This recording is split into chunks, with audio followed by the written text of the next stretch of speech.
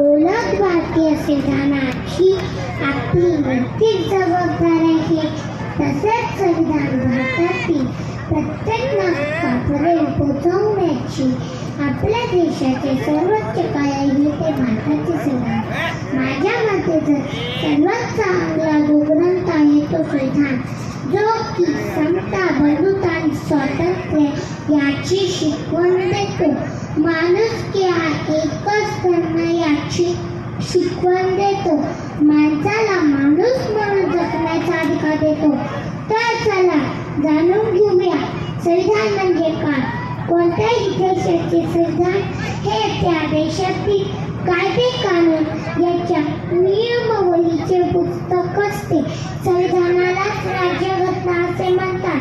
देशाच्या घटना लिखित तर काय देशाच्या घटना अलिखित स्वरूपाच्या असतात, पण भारतीय संविधान हे लिखित स्वरूपाचे आहे. संविधान हा राष्ट्रात नसतो. भारतीय संविधान हे एक जिवंत दस्तावेज आहे.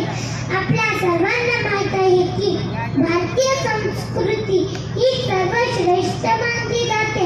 याचे कारण म्हणजे भारत हा विविधतेने नसलेला निराळा चालीरीतीचा आहे. भारत देश हा धर्मनिरपेक्ष आहे. वेगवेगळ्या जाती धर्माचे लोक इथे राहतात. वेगवेगळ्या भाषा बोलणारे लोक इथे राहतात. या सर्व गोष्टींना धरून चालणारे आपले संविधान आहे. यामुळे सर्वांनी त्याचा स्वीकार केला आहे. डॉक्टर बाबासाहेबांनी सर्वात मोठी केलेली देणगी म्हणजे भारतीय संविधान. जगातील सर्वात मोठे संविधान 1,45,000 शब्दाचे आपले संविधान आहे. आपले संविधान तयार करण्यासाठी 2 वर्ष 11 महिने 11 दिवस लागले आहेत.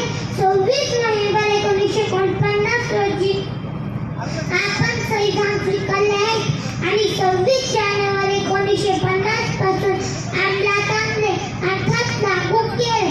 म्हणून 26 जानेवारी हा प्रजासत्ताक दिवस म्हणून साजरा करतो.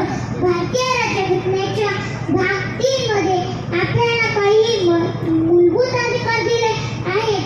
गरीब असो किंवा श्रीमंत असो सर्वांना समानतेचा अधिकार, प्रत्येकाला बोलण्याचा अधिकार, भारताच्या कोणत्याही कानाकोपऱ्यात जाण्याचा अधिकार, तिथे राहण्याचा अधिकार, स्वतंत्र व्यवसाय करण्याचा अधिकार, शांततापूर्वक आंदोलन करण्याचा अधिकार व जगण्याचा अधिकार, शिक्षणाचा अधिकार, स्वतःच्या प्रति